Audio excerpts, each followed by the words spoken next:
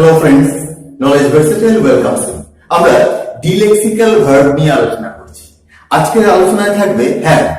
আমরা delexical verb হিসাবে সাধারণত 6টা ভার্ব পেয়ে থাকি, যদিও এছাড়া আরো অনেক ভার্বকেও কিন্তু এই ডিলেক্সিক্যাল প্যাটার্নে ব্যবহার করা যায়। তো আজকের আলোচনায় থাকছে ডিলেক্সিক্যাল ভার্ব হ্যাভ। হ্যাভ কে আমরা ডিলেক্সিক্যাল ফর্মে কি কি ভাবে সাধারণত ব্যবহার করে থাকি আমাদের আলোচনায় সেটাই থাকবে। ডিলেক্সিক্যাল এই শব্দটার অর্থ হলো ডিলেক্সিক্যাল সামান্য অর্থযুক্ত বা অর্থহীন। ডিলেক্সিক্যাল ভার্ব তার মানে সামান্য অর্থযুক্ত ভার্ব বা এমন ভার্ব যার অর্থ নেই। ডিলেক্সিক্যাল ভার্ব অর্থাৎ এই ভার্ব নিজের অর্থ হারিয়ে পরবর্তী নাউনের অর্থ গ্রহণ করে। বাক্যে যখন আমরা ডিলেক্সিক্যাল ভার্ব ব্যবহার করব, তো এই ভার্বটা ধরো আজকে আমরা আলোচনা করতে চলেছি হ্যাভ নিয়ে।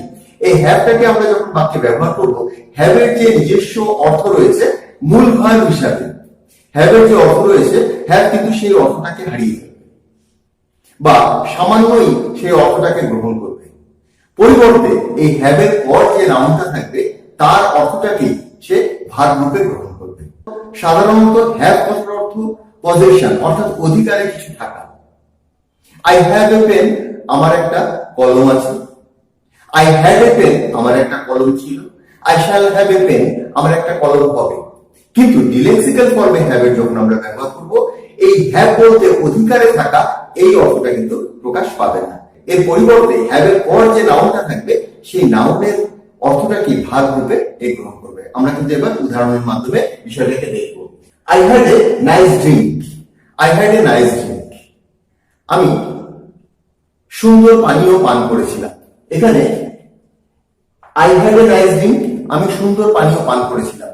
একটা জিনিস মনে রাখবে, এই ডিলেক্সিক্যাল ভার্ব ব্যবহার করার ফলে আমরা কিন্তু অ্যাডজেক্টিভ প্রয়োগ করার সুযোগ পাই নাউনের পূর্বে। আর নয়তো কিন্তু এর পরিবর্তে আমাদের অ্যাডভার্বের প্রয়োগ করতে হতো এবং মনের ভাব একদম এক্স্যাক্টলি কিন্তু তখন আর প্রকাশ পেত না। তবে এখানটাই I had a nice drink এর অর্থ হচ্ছে I drank nicely। I had a nice drink, এখানে had আমার ছিল ভালো পানীয় এমন কিন্তু এর অর্থ নয়। I had a nice drink মানে আমি সুন্দর পানীয় পান করেছিলাম।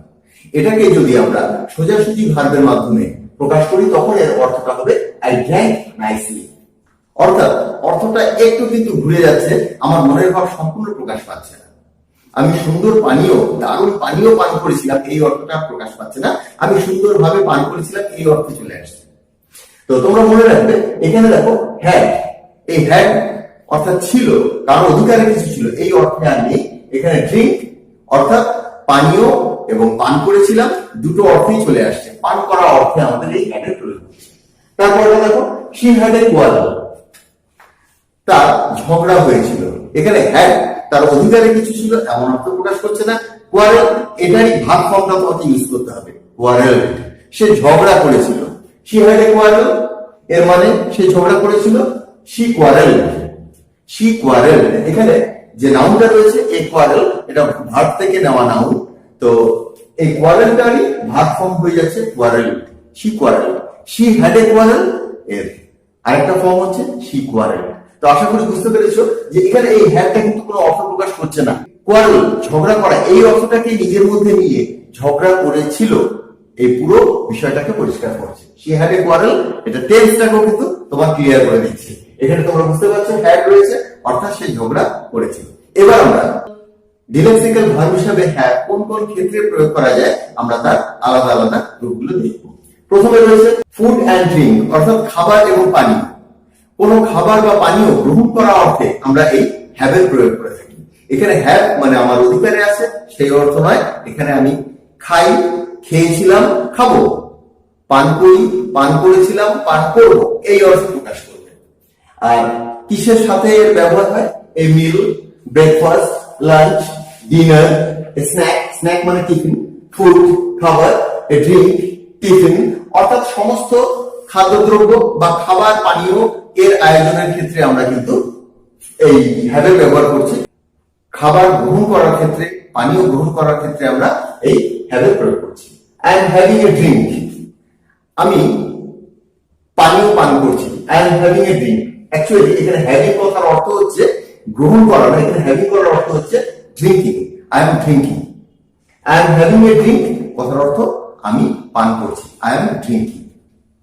দে had a good breakfast, they had a good breakfast, তারা দারুণ ব্রেকফাস্ট কি করেছিল, খেয়েছিল। এখানে ব্রেকফাস্ট খাওয়া এই পুরোটাকেই নির্দেশ করছে তোমার এই হ্যাড এর মাধ্যমে। দে এট, এটা খেয়েছিল, এখানে হ্যাড কথার অর্থ হচ্ছে এট, কারণ এটা পাস্টে রয়েছে, প্রেজেন্টে হ্যাভ থাকলে আমি বলতাম এটা ইট, কিন্তু এটা পাস্টে রয়েছে হ্যাড, তাই বলছি এখানে এট, এট লিখে দিয়েছি। They had a good breakfast, তার মানে দে এট ব্রেকফাস্ট। খাবার বা পানীয় গ্রহণ করার অর্থে এখানে বুঝে যাবে যে খাবার পানীয় গ্রহণ করার অর্থে হ্যাভ এর প্রয়োগ যখনই হবে সেটা হয় খেয়েছিলাম বা পান করেছিলাম। I shall have my tiffin in office, আমি অফিসে আমি আমার টিফিন খাবো, জল খাবার খাবো। এখানটায় হ্যাভ মানে খাওয়া অর্থাৎ ইট। এখানে যে নাউনটা রয়েছে টিফিন, টিফিনটাই টিফিন আমরা কি করি, টিফিন গ্রহণ করি। এখানে টিফিন গ্রহণ করার অর্থে হচ্ছে খাওয়া ইট।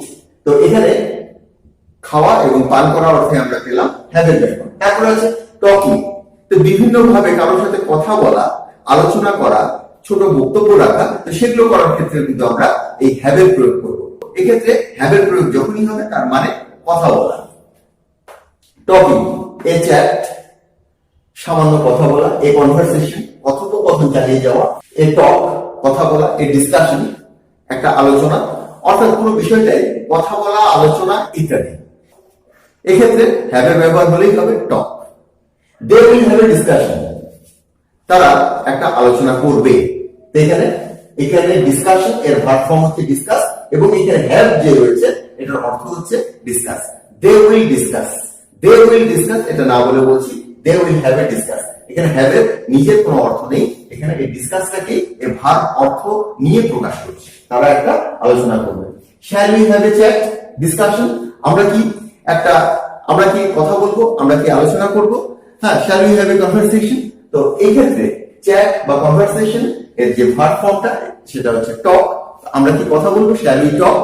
যদিও চ্যাট বা ডিসকাশনের এক্সাক্ট মিনিং কিন্তু টক নয়, সেই জন্যই আমরা বলছি যে এই ডিলেক্সিক্যাল ভার্বের প্রয়োজনীয়তা এখানে, যে এক্সাক্ট আমাদের মনের ভাব প্রকাশ করার ক্ষেত্রে অনেক ক্ষেত্রে এই ডিলেক্সিক্যাল ভার্ব যেটা তার প্রয়োগের প্রয়োজন পড়ে। আবার এক্ষেত্রে আমরা অ্যাডজেক্টিভের প্রয়োগ করতে। সি নাম্বার এক্সাম্পলটা দেখো, we had a long talk about the matter, এই বিষয়টা নিয়ে আমরা দীর্ঘক্ষণ কথা বলেছিলাম। উই হ্যাড এ লং টক, আমাদের অধিকারে ছিল একটা লম্বা কথা, এই জাতীয় কোনো মানে নেই। উই হ্যাড এ লং টক মানে আমরা দীর্ঘ কথাবার্তা চালিয়েছিলাম। এইখানটায় যে হ্যাড এর অর্থ হচ্ছে এই টকেরই ভার্ব ফর্ম হবে উই টকড। নেক্সট এক্সাম্পলটা দেখো, ওয়াশিং, স্নান করা, কোনো কিছু ধোয়া, মূলত স্নান করা অর্থে আমরা কিন্তু এই হ্যাভ এর ব্যবহার করি। Washing, a bath, a shower, a wash, a scrub, scrub মানে কোনো কিছু মাজা, কোনো কিছু ঘষা, কোনো কিছু ঘষে পরিষ্কার করাকে স্ক্রাব করার কথা বলে। You should have a bath daily, তোমার প্রতিদিন স্নান করা উচিত। এখানটায় তবে হ্যাভ এর অর্থটা কি, স্নান করা অর্থাৎ bath, BATH, you should bath daily, you should bath daily. Next example দেখো, she will have a wash now, সে এখন স্নান করবে। এখানে ওয়াশ অর্থাৎ স্নান করা অর্থে আমরা ওয়াশ ব্যবহার করছি। এখানটায় হ্যাভ এর অর্থ কিন্তু ওয়াশ, শি উইল ওয়াশ নাও, তো এর অর্থ এমনও আসতে পারে সে কিছু ধোবে, তো সেই অর্থও আসতে পারে। নেক্সট আসছে 4 নম্বরে, রেস্টিং, বিশ্রাম নেওয়া, সেক্ষেত্রেও আমরা হ্যাভ এর ব্যবহার করি। বিভিন্ন ভাবে বিশ্রাম নেওয়া, বিশ্রাম গ্রহণ করাকে আমরা কিন্তু হ্যাভ দিয়ে বলতে পারি। এ ব্রেক, ব্রেক মানে সামান্য বিরতি, হলিডে ছুটি গ্রহণ করা, ওই বিশ্রাম নেওয়া, রেস্ট বিশ্রাম নেওয়া ইত্যাদি অর্থে আমরা হ্যাভ এর প্রয়োগ করে থাকি। They will have a break now, তারা একটু সামান্য বিরতি নেবে, অর্থাৎ তারা একটু বিশ্রাম করবে। এখানে ব্রেক কথার অর্থ হচ্ছে বিশ্রাম করা, এবং এখানে হ্যাভ বিশ্রাম অর্থে প্রকাশ পাচ্ছে, অর্থাৎ এখানে আমাদের ভার্ব হচ্ছে rest. They will rest now, they will rest now এর পরিবর্তে বলছি they will have a break now. I am having a rest অর্থাৎ রেস্টিং। আই এম হ্যাভিং, এখানে হ্যাভিং মানে রেস্টিং, কন্টিনিউয়াস ফর্মে রয়েছে, আমি এখন বিশ্রাম করছি, I am resting, I am having a rest, অর্থাৎ এখানে হ্যাভিং রেস্ট অর্থে প্রকাশ পাচ্ছে। 5 নম্বরে আসছে ডিসএগ্রিং, ডিসএগ্রিং অর্থাৎ মতবিরোধ। কোন ক্ষেত্রে ডিসএগ্রিং অর্থাৎ মতবিরোধ রয়েছে সেটা প্রকাশ করতেও আমরা কিন্তু এই হ্যাভ এর প্রয়োগ করতে পারি। তো ডিসএগ্রিং কোন কোন ক্ষেত্রে হতে পারে, অ্যান আর্গুমেন্ট, তর্কাতর্কি, যুক্তিতর্ক, ডিসপুট মতবিরোধ, এ ফাইট মারামারি, কোয়ারেল, ঝগড়া এইসব যখন হয় তো তার ক্ষেত্রেও আমরা হ্যাভ দিয়ে কিন্তু এইগুলোকে বসাতে পারি এবং সেখানে হ্যাভ এই মারামারি, ঝগড়া করা, তর্ক করা এই ভাবগুলোকে টেনে দেবে। We had a serious quarrel, আমাদের একটা গুরুতর ঝগড়া হয়েছিল, মারাত্মক ঝগড়া হয়েছিল। এখানে কোয়ারেল এটা হচ্ছে তোমার ভার্ব থেকে নেওয়া নাউন, অর্থাৎ এই কোয়ারেলটা এখানে নাউন অর্থে ব্যবহার হয়েছে কিন্তু কোয়ারেলটা এক্স্যাক্টলি ভার্ব। তো সেই ভার্ব থেকে তৈরি নাউন এটা। তো এখানে হ্যাড রয়েছে, তো এই কোয়ারেলের ভার্ব ফর্ম কোয়ারেল, তার পাস্ট ফর্ম হবে quarrel. Quarrel, we had a serious quarrel, এটা হবে উই কোয়ারেল সিরিয়াসলি, আমরা মারাত্মকভাবে গুরুতরভাবে ঝগড়া করেছিলাম, ভীষণভাবে ঝগড়া করেছিলাম। We had a serious quarrel, এখানে হ্যাড তার নিজের অর্থ হারিয়ে কোয়ারেল অর্থটাকে গ্রহণ করলো। Argument, we had a serious argument, we had a fight, তো এখানে যাই হোক না কেন তো হবে উই ফট সিরিয়াসলি, অর্থাৎ হ্যাড এর পরিবর্তে আমরা এখানে ফাইটের পাস্ট টেন্স ফট ব্যবহার করলাম। তো যখন আমরা এই হ্যাভ ভার্বের পর, এই ডিলেক্সিক্যাল ভার্বের পর যে নাউনগুলো পাই, এই নাউনগুলো অনেক সময় ভার্ব প্লাস আইএনজি দিয়েও তোমার নাউন হতে পারে, অর্থাৎ জেরার ফর্মে, আর অনেক সময় সোজাসুজি নাউনও হতে পারে। এখানে কয়েকটা তোমাদের নাউন ফর্ম দিয়ে দিলাম। নাউনস ফর্ম ফ্রম ভার্বস, আমি এখানে অলরেডি কিছু দিয়েছি, তোমরা ইতিমধ্যেই দেখেছো। এখানে পেয়েছি যেমন কোয়ারেল, এটা ভার্ব থেকে নেওয়া নাউন। এরকম আরো অনেক কিছু নাউন, আরো অনেক নাউন রয়েছে, এখানে কয়েকটা দিয়েছি।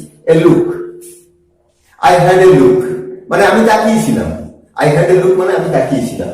এ bite, I had a bite মানে আমি এক কামড় নিয়েছিলাম।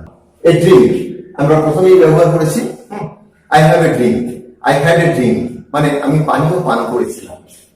Swim, she had a swim মানে সে সাঁতার কেটেছিল। লিসন, শোনা, I had a listen to the music, I had a listen to the music, এখানে লিসনটা নাউন অর্থে ব্যবহার হয়েছে। কথার অর্থ হচ্ছে আমি গানটা শুনেছিলাম, I had a listen to the music মানে আমি গানটাকে অল্প শুনেছিলাম।